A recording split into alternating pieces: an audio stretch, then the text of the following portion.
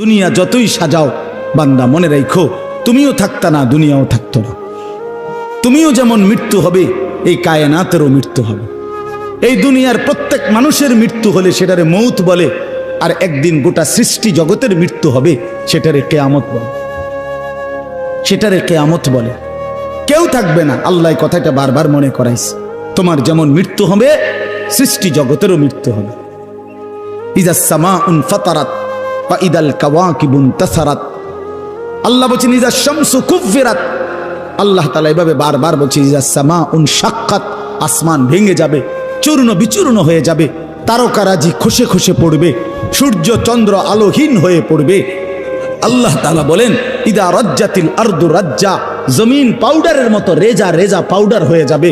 আল্লাহ তাআলা বলছে পাহাড়গুলো তুলার মতো ধুলির মতো উঠতে থাকবে। আল্লাহ বলছে বান্দা একদিন আমি গোটা কায়নাত আমি শেষ করে দেব, আমার সংসার আমি গুছায় ফেলবো, আমার এই কায়নাত আমি আল্লাহ তাআলা ইসরাফিলের সিঙ্গার ফু দিলে আমি আল্লাহ তাআলা গুটিয়ে ফেলবো। এই কথাটাই আপনাদের সামনে এখানে আমি শুনাইতে চাই, এই অল্প একটু শুনে। আল্লাহ তাআলা এখানে এই কথাটাই তুলে ধরছেন কোরআনের বহু সূরায়, যে বান্দা এই সৃষ্টি জগৎ একদিন থাকবে না, কিয়ামত হবে, একদিন ইসরাফিল ফু দিবে। ইসরাফিল যেদিন ফু দিবে, কোরআনে এই বর্ণনাটা দুই ভাবে আছে। একটা হলো ইসরাফিল প্রথমবার ফু দিবে, আরেকটা হলো ইসরাফিল দ্বিতীয়বার ফু দিবে। ইসরাফিল মোট দুইবার ফু দিবে। প্রথমবার ফু দিলে জমিনের মধ্যে ভূমিকম্প শুরু হবে। আল্লাহ বলেন এই ভূমিকম্পটা গোটা পৃথিবী একসাথে, আমার সৃষ্টি পুরাটা একসাথে নড়বে। ইন্না জালজালাতাস সাআতি শাইউন আযীম। আল্লাহ বলেন বান্দা দুনিয়ায় বহু ভূমিকম্প তুমি দেখছো, তবে মনে রেখো কিয়ামতের ভূমিকম্প, ইসরাফিল ফু দিলে প্রথম যেই ভূমিকম্প হবে, কিয়ামত সংঘটিত হওয়ার জন্য, গোটা সৃষ্টিটা ভেঙ্গে চুরে যাওয়ার জন্য, সেটা হবে বড়ই ভয়ানক। সেটা বড়ই ভয়ানক। ইয়াউমা তারাউনাহা তাদহালু কুল্লু মুরদিআতিন আম্মা আরদাআত। কোরআন শরীফে আছে এই প্রথম ভূমিকম্প যখন শুরু হবে জমিনে, ইসরাফিলের ফু শুরু হবে, সব কিছু যখন ভাঙতে শুরু করবে, আল্লাহ তাআলা বলেন যে মা তার দুধের বাচ্চা কোলে দুধ খাওয়াচ্ছিল, ওই মা সন্তানকে ছুঁড়ে ফেলে দিয়ে পাগলের মতো ছুটতে থাকবে। ওয়াতাদাউ কুল্লু যাতি হামলিন হামলাহা, যে মায়ের পেটের বাচ্চা 10 মাস পূর্ণ হয়ে গেছে, এই আর ঘন্টা 2-4 ঘন্টা পরে বাচ্চাটা প্রসব হবে। আল্লাহর কসম, আল্লাহ কোরআনে বলছে সেই গর্ভধারিণী মা 10 মাস যে তার সন্তানকে গর্ভে লালন করেছে, ইসরাফিলের ফু দিলে জমিনের কম্পন যখন শুরু হবে, ভূমিকম্প, তখন এই গর্ভধারিণী মা এভাবে দৌড়বে, এভাবে ছুটবে, নিজের বাচ্চা নিজের থেকে খালাস হয়ে পড়ে যাবে, মা ফিরেও তাকাবে। ও তারা নাসা সুকারা, আল্লাহ বলে সমস্ত মানুষগুলো বাতালের মতো দৌড়তে থাকবে। এইভাবে সব কিছু কাঁপতে কাঁপতে সব কিছু কিছু দূর গিয়া গিয়া ভাঙ্গা ভাঙ্গা পড়বে, মুখ থুবড়ে পড়বে। তো আল্লাহ রাসূল সাল্লাল্লাহু আলাইহি সাল্লাম বলেন সমস্ত কিছু এই সৃষ্টি জগতের যা আছে আল্লাহ ব্যতীত সব কিছুই প্রথম ফুঁয়ের পরে কাঁপতে কাঁপতে ভূমিকম্পের মতো হয়ে জমিনের তলদেশে চলে যাবে। মাটির উপরে তখন একটি সুতা আর থাকবে না, আর কিছুই না। এই হলো কিয়ামত, প্রথম ফু, প্রথম ভূমিকম্প। নির্দিষ্ট একটা সময় পরে আবার আল্লাহ তাআলা ইসরাফিলকে জীবিত করে আবার বলবেন আরেকটা ফু দাও, একটি নির্দিষ্ট সময় পরে। সেই সময়টা কতদিন? হাদিসের একটি বর্ণনা থেকে, নবীজির একটা বর্ণনা থেকে মুহাদ্দিসিনে কেরাম বলছে এই দ্বিতীয় ফু আর প্রথম ফুর মাঝখানে, প্রথম ফুতে সব কিছু যখন কবরে চলে যাবে, তখন হতে পারে দ্বিতীয় ফু দিতে দিতে মাঝখানের সময় 40,000 বছর। আমার বন্ধু, আমার বাপ, আমার ভাই, রাত হইছে, কষ্ট সবাই করতেছেন, এতটুকু তো ভাবেন সর্বশেষ যেই লোকটা কবরে যাবে, শেষ হতে পারে তাকে কবরেই থাকতে হবে 40,000 বছর। তো এখন যারা মরতেছে তারা কবরে আছে আজকে কত বছর? নবীজি সাল্লাল্লাহু আলাইহি সাল্লামের জামানায় যারা মারা গেছে তারা আজকে কতদিন কবরে? ওই নূহ আলাইহিস সালামের জামানায় যারা মারা গেছে তারা আজকে কতদিন কবরে? ভেবে দেখেন। আচ্ছা, এই শেষ লোকটাই যদি 40,000 বছর থাকতে হয়, আর যদি কবরের আযাব হয়, তার কি পরিমাণ কষ্ট পাবে সে, কি পরিমাণ কষ্ট পাবে। আল্লাহ রাসূল সাল্লাল্লাহু আলাইহি সাল্লাম বলেন, কবরের প্রথম শাস্তিটা কি? কোন ব্যক্তি যখন কবরের প্রশ্নের জবাব দিতে পারবে না, তখন আল্লাহর পক্ষ থেকে ফেরেশতাদেরকে বলবে, কাযাবা আব্দি, আমার বান্দা মিথ্যা বলেছে। ফাআফরিশুহু মিনান নার ওয়ালবাসুহু মিনান নার ওয়াফতাহু লাহু বাবান ইলান নার। আল্লাহ বলবে ফেরেশতাদেরকে, ফেরেশতারা আমার এই নাফরমান বান্দার কবরের মধ্যে জাহান্নামের বিছানা বিছিয়ে দাও, আগুনের পোশাক পরিয়ে দাও, আর জাহান্নাম বরাবর তার জন্য একটা দরজা খুলে দাও। এরপরে নবীজি বলছেন, ফেরেশতারা এই ব্যবস্থাপনা করে, আল্লাহর কসম বাফ, নবীজি বলছেন ফেরেশতারা যখন চলে যাবে, এই আগুনের বিছানা বিছাইয়া, আগুনের পোশাক পরাইয়া, আর জাহান্নামের দরজা খুলে দিয়ে যখন কবরে রেখে এই নাফরমানকে রেখে যাবে, তখন আল্লাহ নবী সাল্লাল্লাহু আলাইহি সাল্লাম বলেন, প্রথম মুহূর্তেই ফেরেশতা চলে যাওয়ার সাথে সাথে মাটি ডান দিক থেকে এই নাফরমানকে একটা চাপ দিবে, বাম দিকে ডান পাশের হাড্ডি পাঁজর ভাঙ্গা বাম দিকে চলে যাবে। বাম দিকের মাটি ডান দিকে চাপ দিবে, তো বাম দিকের হাড্ডি পাঁজর ভাঙ্গা ডান দিকে চলে আসবে। আল্লাহ আমাকে মাফ করে দেন। আল্লাহুম্মা ইন্নী আউযু বিকা মিন আযাবিল কবর। নবী সাল্লাল্লাহু আলাইহি সাল্লাম 5 ওয়াক্ত নামাজের পরে, আল্লাহর কসম বন্ধু, প্রতিদিন 5 ওয়াক্ত নামাজের পরে নবীজি কবরের আযাব থেকে পানাহ চাইতেন। প্রতিদিন হযরত উসমান রাদিয়াল্লাহু তাআলা আনহু কবরের সামনে দাঁড়াইলে এই পরিমাণ কাঁদতেন, হাত্তা ইয়াবুল্লা লিহিয়াতাহু। হাদিসে আছে কিতাবে যে তার দাড়িগুলো ভিজে ভিজে যাইত, দাড়ি ভিজে যাইত, এই পরিমাণ কাঁদতেন কবর দেখলে। এরপরে তো সামনে ভাইয়া, বিষয়টাকে হালকা মনে করেন না। বাবারা আমার, ছেলেরা আমার, বিষয়টাকে দোস্ত আমার, হালকা মনে করেন। এই বেনামাজি জিন্দিগি কষ্ট পাইবেন, এই বেহায়ার জিন্দিগি কষ্ট পাইবা বাপ। আমি বলছিলাম আরেকটা কথা, আল্লাহ নবী বলবে একটা কথা, তো আল্লাহ বলছে, বান্দা আমি আর কতবার বললে, কেমনে বললে, আমি এর চাইতে দামি আর কোন কথা নাজিল করলে তুমি আমারে মানতা। আর নবীজি বলবে হাসরের ময়দানে, নবী বলবে, উম্মত তুমি জানো, হাদিসের তাফসীরের মধ্যে আছে, প্রত্যেক ব্যক্তি, আল্লাহ বলছে নবীকে, আমাদের নবী সাল্লাল্লাহু আলাইহি সাল্লামকে, বন্ধু আপনারে সামনে রাইখা আপনার উম্মতের আমল নামা আমি আপনারে সামনে রাইখা খুলমু। নবী সাল্লাল্লাহু আলাইহি ওয়াসাল্লাম যখন উম্মতের আমল নামা খুলে দেখবে, খোদার 365 দিনে কোনো দিন ফজরের নামাজের সেজদা নাই, 30 বছর সুদের ব্যবসা করছে, 50 বছর মিথ্যাই বলে গেছে, হারাম রোজগারি করেছে, 30 বছর যাবত মহিলাটা কোনো পর্দা করে নাই, ঘরের মধ্যে কোনো দিন শরীয়ত বলতে কিছু নাই। আল্লাহর নবী সাল্লাল্লাহু আলাইহি সাল্লাম তখন বলবে, উম্মত তুমি জানো আমি 23টা বছর অনবরত তোমার জন্য কেঁদেছিলাম। আমি সেই নবী, যে নবী সারা রাত এশার নামাজের পরে দাঁড়াইছি ফজরের আজান পর্যন্ত, এক দাঁড়ানোতে চোখের পানি ফেলে উম্মতের জন্য দোয়া করছিলাম। আল্লাহ রসুলের স্ত্রী আম্মা জান আয়েশা বলছেন, নবী এই পরিমাণ কাঁদছে, এতটা লম্বা দাঁড়ায় ছিল উম্মতের জন্য, হাত্তা তাওয়াররামাত কাদামাহু, 2টা পাও ফুলে ফুলে গেছে। আল্লাহ নবী বলবেন, উম্মত আমি 23 বছর কাঁদছি রে, প্রতিটা রাত কেঁদেছি, দিন কেঁদেছি। আমি এই পরিমাণ, পিঠটা খুলে দেখাবে চাদর সরিয়ে, আমার উম্মত আমার পিঠটা দেখো, তায়েফের পাথরের আঘাতে আমার পিঠ কি পরিমাণ ছিদ্র ছিদ্র হয়ে গেছে। আমি সেই নবী, যে নবী তোদের জন্য পেটে ক্ষুধার কষ্টে পাথর ভাঙছিলাম 2টা।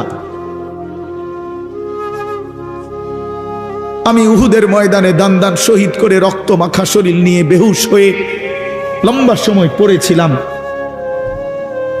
আমার ঘরের চুলায় 3 মাস, হাদিসে আছে আম্মা জান আয়েশা বলছেন, নবীজির ঘরে আমরা 9 জন বিবি, উনি বলছে আল্লাহর কসম 3 মাস, কোনো দিন টানা 3 মাসে কোনো দিন আমাদের ঘরের চুলায়, 9 জন বিবির ঘরে কারো ঘরের চুলায় কোনো দিন আগুন জ্বলে না। 3 মাস খেজুর আর পানি দিয়ে আমরা জিন্দেগি কাটাইছি। আল্লাহর নবী বলবেন, উম্মত তাহলে এত কাঁদলাম কার জন্য, এত রক্ত ঝরাইলাম কার জন্য, পেটে পাথর বাঁধলাম কার জন্য, বিনিময়ে এটা কি আমল নামা নিয়ে আসছো?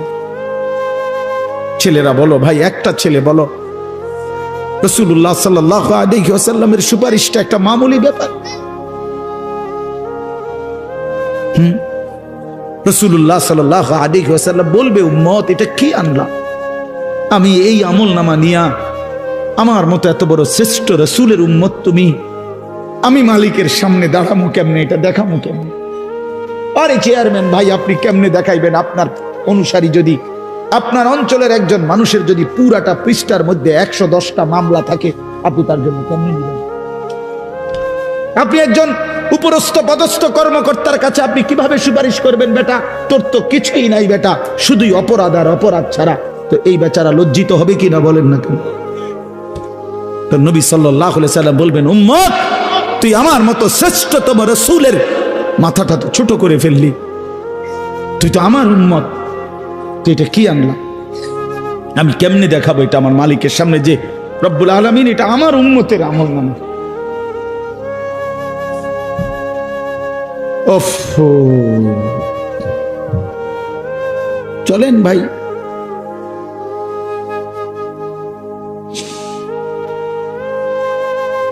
এই জন্য দোস্ত আমার, বন্ধু আমার, আমি দিবানিশি এই চিৎকার চেঁচামেচি করি, এই আহাজারি আমার অনেক দিনের। মুসলমানের সন্তান ফিরবে, নওজওয়ানরা ফিরবে, মুসলমানের যুব সমাজ নামাজ পড়বে, আল্লাহরে চিনবে, এটাই আমার স্বপ্ন, এ আমার দিলের তামান্না। কারো প্রতি আলহামদুলিল্লাহ এখন আর দিলে শত্রুতা রাখি না, কারো বিরোধিতা, কারো প্রতি হিংসা করার কোনো সময়ও নাই, বিশ্বাস করেন, একদম সময় নেই, সময়ই তো না। আমি জুমার নামাজ পড়াইছি ঢাকা মোহাম্মদপুর আদাবর, আমার জুমা, ওইখান থেকে আমি জুমার পরে রওনা দিয়া মাগরিবের পরে রোয়াচালা বয়ান করছি, এশার একটু পরে ওই মুসাগারা বয়ান করছি, এরপরে এখানে এসে বয়ানে বসছি, শুধু অজু করছি, শুধু অজু, শুধু সময় বাঁচানোর জন্য মসজিদের খানাটা খাই নাই, হোটেলে, পথের একটা হোটেলে মদনপুর পার হয়ে আসা অল্প কয়টা ভাত খাইছি। এটা বলার উদ্দেশ্য হলো কেরামতি বুজুর্গি বুঝানো না, আল্লাহর কসম বুঝানো হইল এই কথার ফিকির যে কাউরে প্রতিপক্ষ ভাববার কোনো দরকার নেই, কোনো দরকার নেই। আল্লাহ আমাদের সবাইকে বুঝ দান করেন। প্রতিটা ছেলের প্রতি আমার অনুরোধ, বাবা তুমি নষ্ট হইও না, তুমি বরবাদ হইও না। এক বন্ধুর খপ্পরে পইরা, একটা সামান্য মোবাইলের খপ্পরে পইরা, একটা দুষ্ট নারীর খপ্পরে পড়ে, মেয়ের খপ্পরে পড়ে চরিত্রহীন হইও না, চরিত্রহীন। আল্লাহ তাআলা মানুষকে যেই চাহিদা দিছে সেটা পূরণের বৈধ ব্যবস্থাও দিছে। মানুষকে আল্লাহ তাআলা তৃষ্ণা দিয়েছেন, তো তৃষ্ণা নিবারণের জন্য পবিত্র হালাল পানীয় আল্লাহ তাআলা দিয়েছেন। মানুষকে আল্লাহ তাআলা ক্ষুধার চাহিদা দিয়েছেন, তো হালাল খাবারও আল্লাহ তাআলা দিয়েছেন। তো মানুষের লজ্জাস্থানের যেই চাহিদা, শাহওয়াত, যৌন চাহিদা, এটা আল্লাহ তাআলা দিয়েছেন, তো এটা পূরণের জন্য হালাল স্ত্রী আল্লাহ প্রত্যেক পুরুষের জন্য ব্যবস্থাও রেখেছেন। কেন নষ্ট হইবা? চরিত্রহীন হইবা কেন? উলঙ্গ ছবি আর নর্তকীর পিছনে জীবন শেষ করে দিবা কেন? কি দুঃখে বন্ধু নষ্ট হইলা বলো? অনেক ছেলে তো এখানে বসছো মাশাআল্লাহ, কিন্তু অনেক ছেলের চেহারা দেখলেই বোঝা যায় ভাইয়া নামাজ পড়ো না, চেহারায় সেজদার চিহ্ন নাই। দোস্ত আমার, চিহ্ন নাই। আল্লাহ আমাদেরকে মাফ করে দেন। তো আল্লাহ তাআলা বলেন, ইসরাফিলকে আল্লাহ দ্বিতীয়বার উঠাবে, উঠাইয়া বলবে, ইসরাফিল আবার ফুঁ দাও। এই আবার ফুঁ দিলে এবার আবার জমিন কাঁপতে শুরু করবে দ্বিতীয়বার। তো প্রথমবার ফুঁ দেওয়াতে জমিন কাঁপতে কাঁপতে সব কিছু কই গেছিল? নিচে, মাটির নিচে। মাটির উপরটা কি? খালি, ফাঁকা না?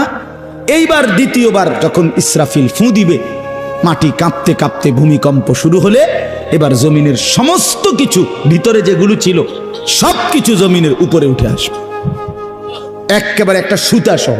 গরু, ছাগল, মানুষ, জিন, স্বর্ণ, রৌপ্য, হীরা, মণি, মুক্তা, জহরত, সব সব সব, শুধু মানুষ না, একেবারে সব কিছু, একেবারে আদম আলাইহিস সালামের জামানা থেকে ইসরাফিলের ফু পর্যন্ত যত কিছু মাটির তলে গেছে সব মাটির উপর উঠে আসে। ইদা জুলজিলাতিল আরদু জিলজালাহা, আল্লাহ তাআলা বলেন এই দ্বিতীয়বারের ভূমিকম্প জমিনে যখন হবে, ওয়া আখরাজাতিল আরদু আসকালাহা, জমিন তার তলদেশ থেকে তার ভেতরে যা কিছু বোঝা জমিনের মধ্যে ছিল সব কিছু সে জমিনের উপরে তুলে দিবে। তুলে দিলে তখন তাফসীরের মধ্যে আছে এই যে স্বর্ণ, রৌপ্য, মণি, মুক্তা, টাকা পয়সা, হীরা, জহরত, অর্থ সম্পদ, এগুলোর স্তূপ থাকবে। আশ্চর্য কথা শোনেন, সরাসরি হাদিসে আছে, নবীজি বলছেন এই স্বর্ণ, রৌপ্য, মণি, মুক্তাগুলো তখন আল্লাহর কুদরতে কথা বলবে। এইগুলা, এই অর্থ সম্পদগুলা, মানুষের যে অর্থ সম্পদ, এগুলো কথা বলবে। কি কথা বলবে? চোরের ডাক দিবে, আইনা সারিক, এই চোর, এদিকে বাটফার, এদিকে এই সম্পদের জন্য চুরি করেছিলি, আজ যা দরকার নেই। আইয়ুহাল কাতি, এই ডাকাত, এদিকে এখান থেকে নে, এই সম্পদের জন্য ডাকাতি করছিলি, নে এখন নে। সরাসরি হাদিস আছে, রাসূলুল্লাহ সাল্লাল্লাহু আলাইহি ওয়াসাল্লাম বলছে এই অর্থ সম্পদ ডাক দিয়া বলবে, হে আত্মীয়তার সম্পর্ক ছিন্নকারী বেঈমান, এদিকে এই সম্পত্তির জন্য আপন ভাইকে বঞ্চিত করছিলি, আপন চাচাকে বঞ্চিত করছিলি, আপন ভাতিজারে বঞ্চিত করছিলি, এর জন্যই আত্মীয়তার সম্পর্ক ছিন্ন করেছিলি, এখন নে, যা লাগবে নে, হারাম কর এখন নে, সুদখোর কত টাকা দরকার তোর, এখন নে। আল্লাহর কসম, মানুষ পাগল হয়ে যাবে, অবাক হয়ে যাবে। আর এটা কি? এই এরপরের আয়াত, ওয়াকালাল ইনসানু মা লাহা, লোকেরা বলবে এটা কি হলো, আরে এটা কি কারবার, এগুলো কথা কয় কেমনে, এগুলো কয় কি, এগুলা মানুষ সব অবাক হয়ে যাবে, বলবে একে অপরে মা লাহা, জমিনের কি হলো, এগুলোর কি হলো, এগুলো কথা বলছে কেন, এগুলো কি বলতেছে এগুলো? অর্থাৎ কেউ তো কিছুই নিবে না, নিবে কিছু, কথা বলেন না কেন কারো কোনো। তো এবার আল্লাহ বলেন ইয়াউমা ইদিন তুহাদ্দিসু আখবারাহা, আল্লাহ বলে বান্দা অর্থ সম্পদগুলো কথা বলছে দেখে অবাক হইলা, এখনো না দেখবা আসল খেলা, এখনো না দেখবা মেন খেলাটা, যে এখন দেখবা তোমার পায়ের নিচের জমিন, তোমার পুরা জিন্দেগির ভালো মন্দ সমস্ত কিছু তোমার সামনে আমি আল্লাহর সামনে বলে দিব। এখন শুনবো, এই জমিন তোমার ভালো মন্দ কথা বলবে। ইয়াউমা ইদিন তুহাদ্দিসু আখবারাহা, তোমার প্রতিটা মিনিট সেকেন্ড একাকী প্রকাশ্য, ঘরে বাহিরে, লোকালয়ে, আলোতে, অন্ধকারে, রাত গভীরে, দিনের আলোতে, তুমি যা ভালো করেছো তাও বলবে, তুমি যা মন্দ করেছো তাও বলবে। রাত গভীরে তাহাজ্জুদের নামাজ পড়ছিলা, এই জমিন এখন বলবে রাত গভীরে জিনা ব্যভিচার আর মদের আড্ডা, জুয়ার আড্ডায়, নারীর আড্ডায় পড়েছিলা, এটাও এখন বলবে। শুনবে, এখন শুনবে। তখন লোকেরা বলবে হায়, জমিন কেমনে কথা বলে, সম্পদ কেমনে কথা বলে। তো আল্লাহ বলেন বিআন্না রাব্বাকা আওহা লাহা, এজন্য বলে যেহেতু আল্লাহ তাআলা আদেশ করেছে। আল্লাহ আদেশ করলে তার গোটা সৃষ্টি কথা বলে, তাহলে মূলত জিহ্বায় কথা বলে না, আল্লাহ আদেশ করলে গোশতের এই টুকরাটা কথা বলে। নাহলে যেই লোক, আপনারা কোনো বোবা দেখছেন, কথা বলেন না, বোবা মানুষ দেখছেন কখনো? তো বোবা মানুষের তো জিহ্বা নাই, ঠিক না? আছে না? আছে কিনা বলেন না? তো হে কথা কয় না কা, কথা বলে না কা কেন, মানে কথা বলে না কেন, মানে জিহ্বা তো আছে কিন্তু কথা বলে না কা। বুঝা গেল কি? আল্লাহর হুকুম হলে কথা বলে। যে কানে শুনে না, তার এখান দিয়ে এরকম কান নাই, তো হে শুনে না কান, তাহলে কানে দিয়ে শুনে না, আল্লাহর হুকুম হইলে শুনে। যে অন্ধ, সে তার কি এরকম চোখ নাই, তো হে দেখে না কা। মূলত আল্লাহর হুকুম হলেই চোখে দেখে, নাইলে দেখেন। তো ঠিক আল্লাহর হুকুম হইলে গোশতের এই টুকরাটা যদি কথা বলতে পারে, আল্লাহর হুকুম হইলে গোটা সৃষ্টিও কথা বলতে পারে, গোটা সৃষ্টিও কথা বলতে পারে। এবার আসেন, এই শেষ ইয়াউমাইদিন ইয়াসদুরুন নাসু আশতাতাল লিয়ারাউ আমালাহুম, ফেরেশতারা সমস্ত মানুষকে দলে দলে দলে দলে গ্রুপ গ্রুপ করে ভাগ করে দিবে। আর এই ভাগে ভাগে লোকেরা নিজেদের পুরা জিন্দেগির আমলনামা দেখার জন্য, নেওয়ার জন্য নির্দিষ্ট জায়গায় যাবে। ফেরেশতারা বলবে যান, সামনে যান। সামনে গেলেই আপনার আমলনামা আপনি আপনার হাতে পাবেন, আপনি পড়বেন, আপনি দেখবেন, যান ওইখানে ফাইল দিতেছে, যান সবাই যান। এই দলে দলে মানুষ যাবে। এইবার আমলনামা যখন হাতে দিবে, আল্লাহ তাআলা বলেন ফামান ইয়ামাল মিসকালা যাররাতিন খায়রান ইয়ারাহ, এক বিন্দু ভালো যে করেছে সে তাও দেখতে পাবে। ওমান ইয়ামাল মিসকালা যাররাতিন শাররান ইয়ারাহ, এক বিন্দু মন্দ যে করেছে সে তাও দেখতে পাবে। প্রতি সেকেন্ড, প্রতি ঘন্টা, প্রতি মিনিট, প্রতি মুহূর্ত, প্রতি লামহা, প্রতি জাররা সে দেবে। জাররা এই শব্দটা হলো কোরআনের, এই শব্দটা একটি এতটুকু পরিমাপ তাফসীরের মধ্যে লিখছে লা জিনাতা লাহা, যেটার কোনো ওজন হয় না, মাপলে কোনো ওজন আসে না, এত সামান্য। মানে এটা 100 গ্রামও না, 1 গ্রামও না, 1 গ্রামও না, 1 গ্রামের অর্ধেকও না, অর্ধেকের অর্ধেকও না। এটা অণুও না, পরমাণুও না, এটা ইলেকট্রনও না, নিউট্রনও না, প্রোটনও না, কিচ্ছু না। বিজ্ঞান তো এগুলো ভাগ করছে না, ভাগ করে করে আপনার অণু থেকে পরমাণু, পরমাণু থেকে এখন আরো ভাগ করছে। এই ইলেকট্রন, প্রোটন, নিউট্রন এগুলো ভাগ করতে করতে সূক্ষ্ম থেকে সূক্ষ্ম, সূক্ষ্ম থেকে সূক্ষ্ম বিজ্ঞান বাহির করতেছে। কিন্তু জাররা বলে যেটার কোনো ওজনই নাই, কিচ্ছু নাই, এটা এত সামান্য, মানে তুমি যেটারে কিছুই মনে করো নাই, আল্লাহ বলেন ওইটাই তুমি দেখবে, ওইটাই দেখবে। এই জন্য বাপ আমার শেষ রাত গভীরে এই কথাই, আমরা আমাদের একাকী কিংবা প্রকাশ্য, আমরা আমাদের রাত কিংবা দিন, ঘর কিংবা বাহির আড়াল করবার সুযোগ নেই। সুযোগ আছে ভাইয়া? ছেলেরা কাজেই রাতের 3টায় দুনিয়া ঘুমায়, আল্লাহ ঘুমায় না। অশ্লীল ছবি দেখো না। রাতের 3টায় মা ঘুমায়, বাবা ঘুমায়, মালিক ঘুমায় না। রাতের 3টায় মহল্লাবাসী ঘুমায়, কিন্তু আল্লাহ ঘুমায় না।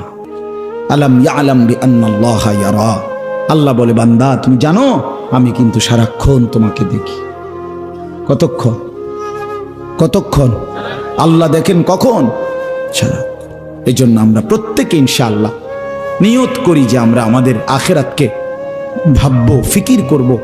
আখিরাতের আশায় গুনাহ ছেড়ে দেন, আল্লাহর নাফরমানি ছেড়ে দেন, হালাল পথে জিন্দেগি চালান। একটু কষ্ট হলেও চলে যান, পার হয়ে যান। ऐसे रहे या वैसे रहे वहां देखना फिर कैसे रहे। বুজুর্গরা বলে এ দুনিয়ায় এমনে থাকো আর এমনে থাকো, কাইট মাইট হইয়া চিত্তিয়া মিত্তিয়া উঠতে লাগা। আসল দেখার বিষয় হলো ওয়াহা কেসে রাহে, সেখানে কেমন থাকবা, এটা হলো দে। এটা শেষ হয়ে যাবে। আজ রাত যার বাসর রাত, তারও ভোর হবে। আজকের রাত যার জেলখানায় ফাঁসির রাত, তার রাতও কি হয়ে যাবে? অট্টালিকার মানুষটাও মরে যাবে, জীর্ণ কুঠিরের মানুষটাও মরে যাবে। কোনোদিন দুঃখ যে দেখে নাই সেই সুখী মানুষটাও কবরে চলে যাবে। কোনোদিন সুখ যে দেখে নাই সেও মরে যাবে। আমিও না, আপনিও না, বাবাও না, সন্তানও না, মাও না, কেউ না, কেউ থাকবে না, কেউ না, কেউ না। আজকে আমরা কবরবাসীদের স্মরণ করে দোয়া করি, এই আগামী 20 বছর 30 বছরের মাথায় আমাদেরকে স্মরণ করে, আমাদেরকে কবরবাসী মনে করে, আমাদের পরবর্তীরা মনে করে। এই না জিন্দিগি? কথা বলেন না, এই না জিন্দিগি? এই জন্য আমরা ইনশাআল্লাহ সবাই মিলে ফিকির করি নিজের ভালো, নিজের কল্যাণ। এতটুকু যদি কারো বিবেক না থাকে ভাইয়া, তো সে বুঝলো কি? এজন্য নিজের ভালো দেখেন। ওয়ালা তুলকু বিআইদিকুম ইলা তাহলুকা, আল্লাহ বলছে বান্দা নিজেরে নিজে ধ্বংসের দিকে ঠেলে দিও না, নিজের এত বড় ক্ষতি করো না বান্দা। এই পৃথিবী তুমি গেলেও থাকবে। এই আমরা যারা মনে করি, হ্যাঁ, অনেক বয়স্ক মাঝ বয়সী লোক আছে, আমি থাকতে যদি আমার জি40 একটু ঘর দুয়ার জাগা জমি দলিল টলিল একটু লাইন ফাইন করে দিয়া যাইতে না পারি, আমি মরলে তারা কেমনে চলবো কেমনে খাইবো হেবড়া কয় চা দোয়ানে বইয়া বইয়া হেবড়া কেমনে চলবো তারা না চাচা আমনে মরলে আর পৃথিবীতে কামাই রোজগারি উপার্জন সব বন্ধ হয়ে যাবে আমনেই শেষ কামলা পৃথিবীর শেষ কামলা আমনে মরার পরে মানুষ সব আপনার জিফুত বহন খাইব চা দিয়া বিজাইয়া না ভাত তরকারি তো নাই আমনে মরলে কি আর ভাত তরকারি আগে করতে আমনে মরলে ইট বালু সিমেন্ট ভাত তরকারি চাল ডাল এটি পৃথিবীর থেকে ফেরেস্তারা নিবে এটি কথা হইল কোনো কথা বলেন এটা কোনো কথা হইল এই পৃথিবীতে আল্লাহ তাআলা যাকে হায়াত দিছেন তার জন্য রিজিকও রাখছেন অতএব দয়া করে এই ভুল না করি কেন সুদের টাকায় কিস্তির টাকায় হারামের টাকায় সন্তানকে আপনি উপার্জনের জন্য দুনিয়া দেশে কিংবা বিদেশে কেন পাঠাইতে হবে কে বলল আপনার এই দায়িত্ব আপনার দিল কে যে আমি বেটা জাহান্নামে গিয়া হইল তোরে বিদেশ পাঠান লাগবো সুদে টিয়া লইয়া কিস্তিতে টাকা লইয়া কেন বলেন না এটা কোনো ইনসাফের কথা হইল এটা পৃথিবীর কোন আইনে আছে না আল্লাহর কোন আইনে আছে তো এটা কি এটা হলো লুভি আমনে এবার কলজাটা খুললা চান এবার কলজার ভিতরে হলো লোভ এই জন্য এবার কিস্তি লইছে সুদ লইছে ফুতেরে টাকার মেশিন বানাইয়া পাঠাইছে বিদেশে যে তুই শুধু টাকা পাঠাইবি তোর চাচা জমি বেচবো তোর জেডায়ও জমি বেচবো উত্তর দিকের ইন্ডিয়া 10 শতক বেচবো হুঁচি টাকা রেডি রাখতে হবে নাই তো কি নাই তো কে বললো আপনারে হারামের মাধ্যমে আল্লাহর নাফরমানি করে স্ত্রী সন্তানের সংসার সাজাইতে এই সংসার সাজে না এই সংসার বরবাদ হয় আল্লাহ তাআলা আমাদেরকে বুঝ দান করেন চলেন হালালের উপরে চলি আল্লাহকে রাজি খুশি করে চলি 5 ওয়াক্ত নামাজের মাধ্যমে জিন্দেগি কাটাই বলেন আলহামদুলিল্লাহ।